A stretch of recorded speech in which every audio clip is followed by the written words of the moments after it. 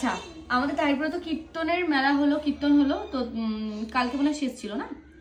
তো যাই হোক, শেষ হয়ে গেছে। আজকে হচ্ছে ভোগের প্রসাদ দিয়েছে সবাইকে, আর ওর পাপা গিয়ে নিয়ে আসলো। এই ওর পাপা যে মিষ্টিটা আজকে নিয়ে এসছে মা, সেই মিষ্টিটা এই দিয়েছে। ও ছিঁড়ে ফেলবো মা? আচ্ছা, দেখানো যাবে না। ও মাই গড, কি সুন্দর! ও সাজানো রয়েছে। ও মাটির থালায় দিয়েছে, দেখো কি সুন্দর। ওয়াও, হাই গাইস, আমি এখন খেতে যাচ্ছি। খুব সুন্দর হচ্ছে। একটু জুম করে দেখাও, মানে ভালো করে দেখাও।